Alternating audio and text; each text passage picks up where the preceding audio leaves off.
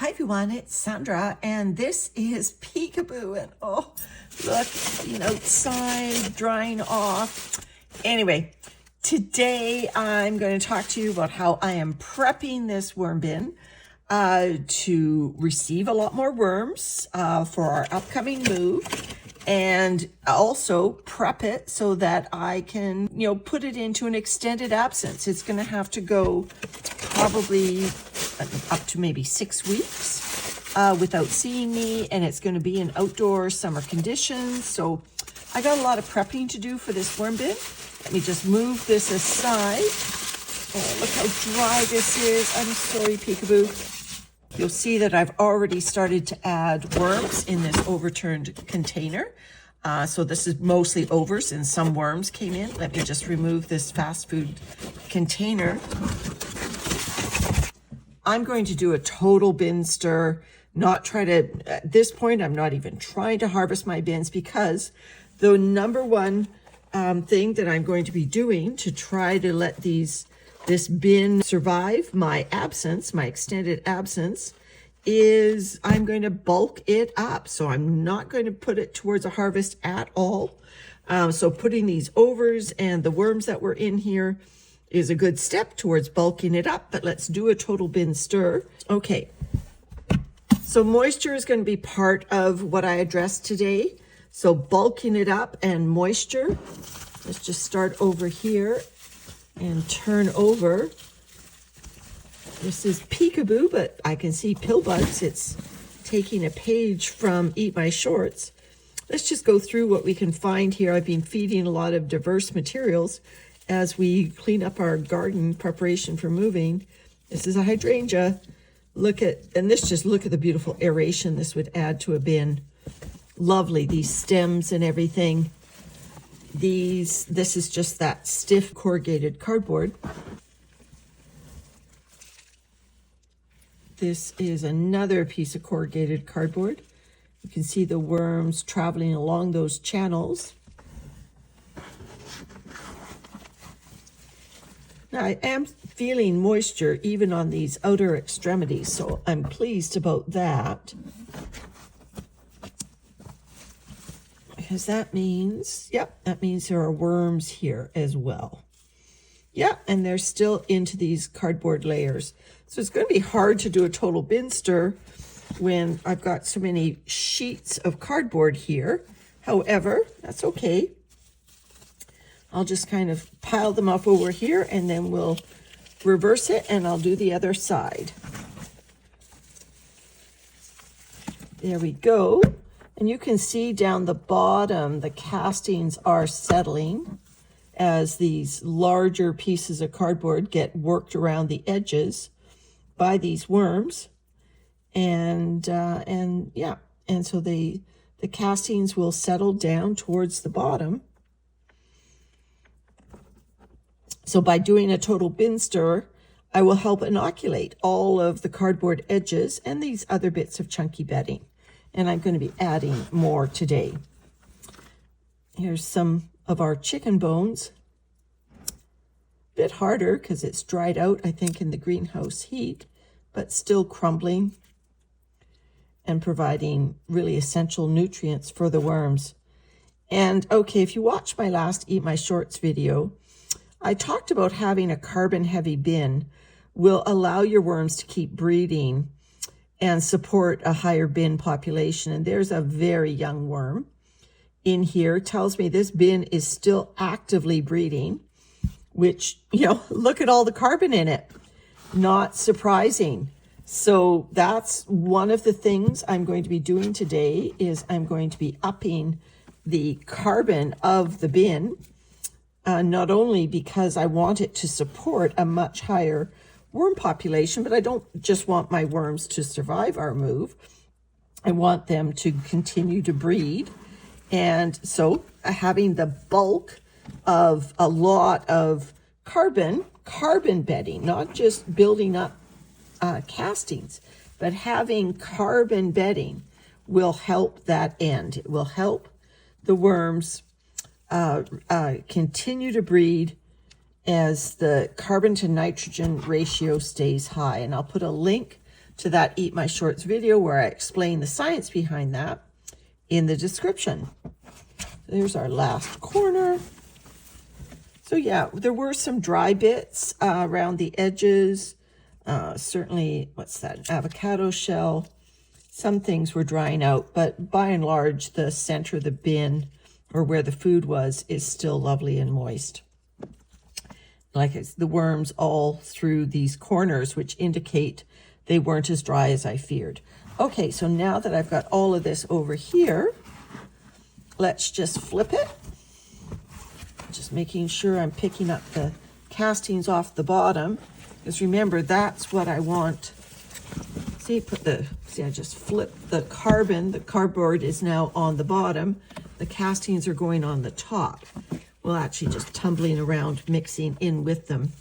So that, like I said, will inoculate, because there's a lot of this stuff that did dry out. Like that's a very dry piece there, whether it's avocado shell or a leaf, I'm not sure. I'm sorry, there was a pill bug on it.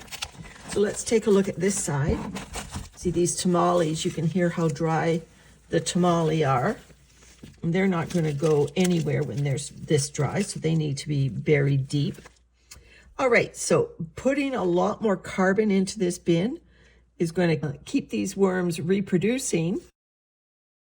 The other thing about carbon is that it is very moisture retentive. By bumping up the carbon, I'm going to help this bin survive summer conditions. And they're going to be in a warm location because they're going to my sister's. And she lives inland. I live on the coast. And so she's got hotter summers than we do by quite a margin. And so these bins are going to be subject to heat. So having a lot of carbon in the bin is going to help retain the moisture. Now look at these compressed castings. I like to put my hand flat on the bottom and get the castings up that way. There we go. Yeah, there's a lot of castings starting to accumulate in this bin. If we were not moving, I would be probably putting all the chunky bits to one end. You've seen me do that before. And move all these castings to the other end and do a harvest. But I am not interested in doing that today or for the next couple of months. All right, so building up the bedding is going to introduce carbon, allow the bin to retain moisture, allow the bin to sustain a higher population of worms. It's also going to help me go away for an extended absence because, as we all know, bedding is food. And all of this carbon is all going to deteriorate at different rates. You know, something like this, I think this is a rose stem, is going to take an extraordinarily long time. You've got this corrugated cardboard, or the craft paper from the corrugated cardboard, it's just one sheet of cardboard, is going to go faster than these tamale wrappers, and so on and so on. So you see I've got some staggered carbon in here, which will give a sustained amount of food for the worms, that they will not be depleting their carbon all at once. It's not all fast carbon. There's such a thing as fast carbon, just as there is fast food.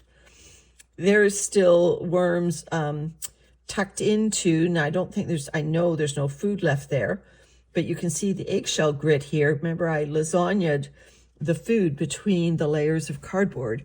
So there was just a little cluster of worms still licking that up.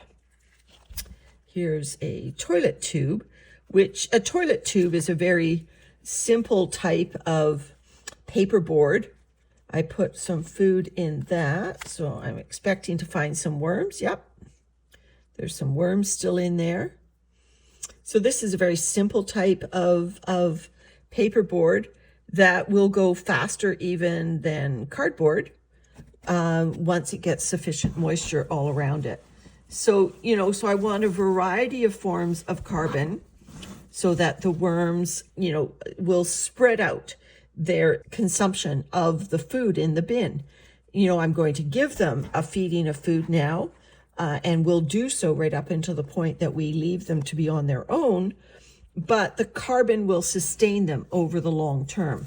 So I'll cover up this end, cover this up, and then we'll be adding the food and the new carbon here. So I'm going to bulk it up first. These are some dry leaves and these are some dead stems from my garden. And I'm going to put the food on top of this. This is quite a healthy feeding, but it's quite a healthy population of worms in this bin. I'm just going to spread this out thoroughly with the carbon and tell you my next strategy to help this bin last through our move. So I'll just spread this out and mix the carbon right into it. Now, I will say that when you mix carbon into high nitrogen food, especially if the carbon is inoculated, it could build up some heat. So always make sure, especially this time of year, that your worms have an escape route. So I'm just going to take some carbon and mix this in so the food is not dense. That will help the heat from building up too much as well. But there we go. All right. Okay, so now I've got some prawn shells, and then I'll tell you my next strategy. Landon wants me to make sure the prawn shells don't smell because we just had them for dinner tonight. And he said, oh, you put them in your worm bin, they're going to smell. I said, no, they won't. So I said, how about if I wrap them in newspaper? And he said, sure. So these are fresh out of the steamer, and they're smelly. Yeah, they smell like delicious prawns. All right. I'll just turn that over burrito style. There we go. So my next strategy to help this bin last a long time is going to help me solve a problem that I've got as well. I've got this big tub of coconut coir, and I need this big tub to transport things like castings. So I need to get rid of the coconut coir. I don't normally feed it to my worm bins. I was only using it to root plants. But guess what? Coconut coir is incredibly moisture retentive. And so it'll be a great addition for that. Now, if you look at this, you'd go, that doesn't look like normal coconut coir. Well, it's not. And you can look at there. There's a baby worm right there. I have been adding, as you can tell, garden stems and everything into this bin of coconut coir through the winter as we harvest kale and whatnot. And from time to time, I would throw a worm into that tub of coconut coir when I would find a worm under a garden pot or something. So, you know, that little baby I just found, the worms have obviously been breeding in the coconut coir, and they're already turning the coconut coir into castings using these garden scraps that I've been putting in there as food. Not a huge population because there hasn't been a lot of food in there. Coconut coir by itself is not really food. It is just a really great moisture retentive carbon. All right, but it's going to go on top of here. Just make sure, like I do with all my containers, that I clean it out because the worms could have gone down if there are worms in it. Other than that little baby, I think that's a cocoon in it. Yep. So over the next few weeks, I will be dispensing the coconut coir throughout my bins so that eventually I will get rid of that tub full of coconut coir and I can use it for castings and whatnot. And in the meantime, I will be building up the moisture retentive property of my worm bins. So Peekaboo has a little bit of a different look, already starting to get a bit deeper, which I love. Oh, there's a cute little baby. All right, everyone, thanks so much for watching. Bye for now.